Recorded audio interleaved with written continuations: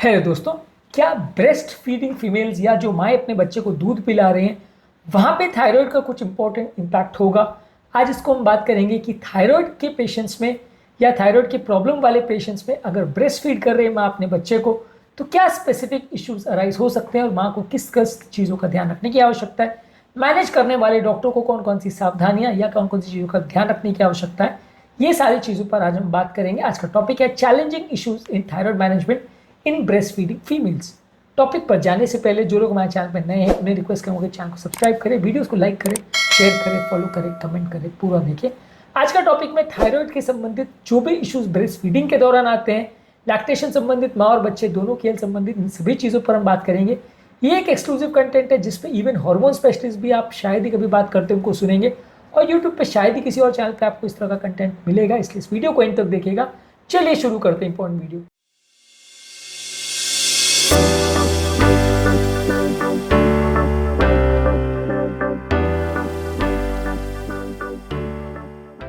सबसे पहला, फीडिंग जो अब कर रहे हैं उस दौरान जो मेडिसिन चल रही है उनकी सेफ्टी कई बार कॉम्प्रोमाइज़ हो सकती है। प्रोपाइल थायरोसिल जो है वो या मेथिमेजोल ज़्यादातर हाइपरथायरॉयडिज्म के पेशेंट्स में यूज़ होता है। ज़्यादातर मेथिमेजोल को प्रेफर किया जाता है कि उसके साइड इफेक्ट्स कंपेरेटिवली कम है, लेकिन ये मेथिमेजोल जो है माँ के दूध में सिक्रीट हो सकता है, बच्चे की बॉडी में जा सकता है। हालांकि बहुत ज़्यादा इससे रिस्क नहीं होता, लेकिन रिस्क हो सकता है, तो ये प्रेफर किया जाता है, लेकिन थोड़ा सा रिस्की है। इसका बच्चे की बॉडी पर कुछ इफेक्ट हो रहा है या नहीं हो रहा है, इसका जांच करना आवश्यक है, पर इसमें इफेक्ट हो सकता है। इसके अलावा हाइपोथायरॉयडिज्म में जो दिया जाता है वो लिवोथायरोक्सिन है। ये भी ज़्यादातर ब्रेस्ट फीडिंग में सेफ माना जाता है। इसके डोजेस को थोड़ी एडजस्टमेंट की आवश्यकता हो सकती है क्योंकि कभी कभार पेरीपार्टम पीरियड में थायराइड लेवल्स फ्लक्चुएट कर सकते हैं। इसके अलावा ब्रेस्ट फीडिंग के दौरान आपको फ्रीक्वेंट मॉनिटरिंग की आवश्यकता है क्योंकि बार बार हर स्टेज के दौरान हर लेवल पर जितना माँ बच्चे को फीड करे उसके हिसाब से थायराइड लेवल्स और उसकी हार्मोन की रिक्वायरमेंट में फ्लक्चुएशन आ सकता है। मेडिसिन की डोजेस की रिक्वायरमेंट में चेंजेस की आवश्यकता पड़ सकती है, इसलिए रेगुलरली मॉनिटर करने की आवश्यकता है। हर 1-2 महीने में रेगुलर चेक करते रहे यदि पहले माँ को थायराइड की प्रॉब्लम की हिस्ट्री है तो। इसके अलावा अगर हम बात करेंगे लैक्टेशन पर, दोनों हाइपोथायरॉयडिज्म और हाइपरथायरॉयडिज्म दोनों ही बच्चे के फीडिंग पर अफेक्ट करते हैं। हाइपोथायरॉयडिज्म में ब्रेस्ट मिल्क की क्वालिटी और प्रोडक्शन दोनों अफेक्ट हो सकता है। इसकी वजह से कई बार प्रॉपर फीडिंग हो ही ना पाए, ऐसा भी हो सकता है यदि माँ हाइपोथायरॉयड है तो। सिमिलरली हाइपरथायरॉयडिज्म में भी ये होता है, यहाँ पे भी मिल्क सप्लाई कॉम्प्रोमाइज हो सकता है और यहाँ पे भी ओवरऑल जो कंडीशन है वो स्ट्रेस की वजह से माँ का फीडिंग कॉम्प्रोमाइज हो सकता है। तो ये दोनों ही कंडीशन अगर सीवियर है तो माँ की ब्रेस्ट फीडिंग को कॉम्प्रोमाइज कर सकते हैं। इसके अलावा फीडिंग के दौरान पोस्टपार्टम थायराइडाइटिस का एक इशू आ सकता है। चाइल्ड बर्थ के दौरान माँ के बॉडी में एंटीबॉडीज बन सकते हैं जिसकी वजह से पेशेंट को कई बार हाइपरथायरॉयडिज्म बाद में हाइपोथायरॉयडिज्म ऐसे सिम्टम्स देखने को मिल सकते हैं, तो इसके लिए मॉनिटरिंग की आवश्यकता है।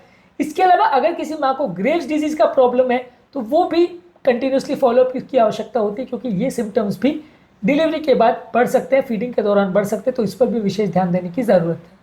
इसके अलावा ब्रेस्ट फीडिंग के दौरान आयोडीन की रिक्वायरमेंट बॉडी में बढ़ जाती है। अगर माँ हाइपोथायरॉयड है या नहीं, दोनों ही सूरतों में ज़्यादा आयोडीन की बॉडी की रिक्वायरमेंट हो जाती है, इसलिए आयोडीन सप्लीमेंट्स की ज़्यादा आवश्यकता होती है। खासकर अगर माँ अगर पहले से डेफिशिएंट है, उसके बॉडी में आयोडीन का स्टोर्स नहीं है, तो उसको ज़्यादा आयोडीन की सप्लाई देनी पड़ेगी।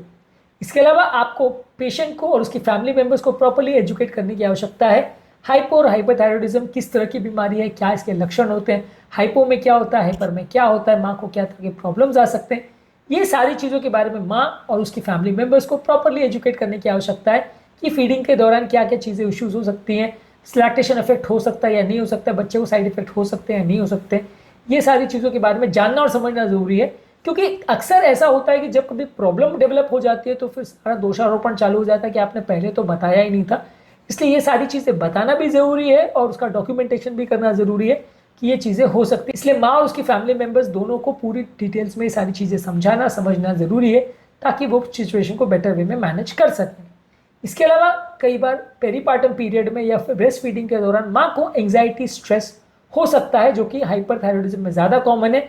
इस तरह के पेशेंट को भी साइकोलॉजिकल ट्रीटमेंट की आवश्यकता पड़ती है, उसके लिए अलग से ट्रीटमेंट की ज़रूरत पड़ सकती है, अलग से दवाओं की ज़रूरत पड़ सकती है, साइकेट्रिक कंसल्टेशन की ज़रूरत पड़ सकती है। यदि है तो उसको प्रॉपर्ली मैनेज करने की आवश्यकता है। इसी तरह से डिप्रेशन भी हो सकता है थायराइड डिस्फंक्शन की पेशेंट्स में।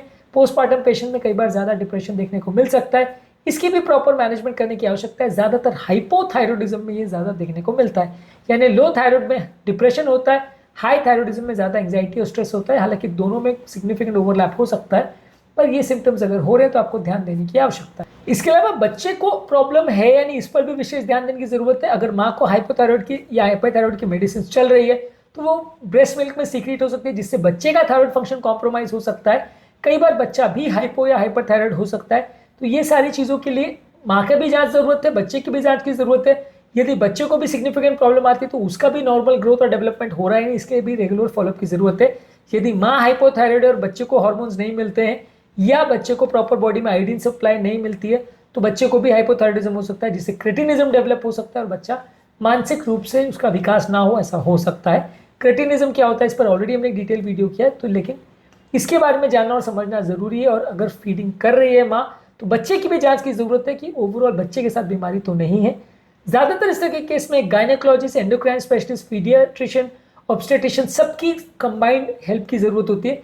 इसमें कॉम्प्रिहेंसिव केयर के लिए प्रॉपर सब चीज़ की हेल्प अगर हो, सारे स्पेशलिस्ट मिलकर पेशेंट की हेल्प करें तो ज़्यादा बेटर आपको रिजल्ट्स मिलेंगे। ज़्यादातर इस तरह के केसेस में अगर पेशेंट को अगर दवा दी जा रही है तो उसकी ओवरऑल डोजिंग कैसी है, उसकी प्रॉपर मॉनिटरिंग होनी चाहिए। दवाएं अगर चल रही है तो उसकी प्रॉपर साइड इफेक्ट्स की मॉनिटरिंग होनी चाहिए। माँ और बच्चे दोनों की जांच होनी चाहिए ताकि माँ और बच्चे दोनों को ये ट्रीटेबल प्रॉब्लम से दिक्कत ना आए। तो बेसिकली आज के टॉपिक में हमने बात करी, यदि माँ अपने बच्चे को ब्रेस्ट फीडिंग कर रही है और उसको हाइपो या हाइपरथायरॉयडिज्म है तो क्या इंपॉर्टेंट इश्यूज आ सकते हैं और क्या क्या चीज़ों का विशेष ध्यान रखने की ज़रूरत है, क्यों ये इंपॉर्टेंट कंसर्न हो सकता है। उम्मीद करूंगा कि आज के टॉपिक में कुछ नई बातें जानने को मिली होगी। प्रेगनेंसी के दौरान हाइपो और हाइपरथायरॉयडिज्म में क्या क्या दिक्कतें आ सकती है इस पर हमने अलग वीडियो किया है, इनको भी ज़रूर चेकआउट करें। टॉपिक एंड करने से पहले जो लोग हमारे चैनल पर नए हैं उन्हें रिक्वेस्ट करूँगा कि चैनल को सब्सक्राइब करें, वीडियोज़ को लाइक करें, शेयर करें, फॉलो करें, कमेंट करें।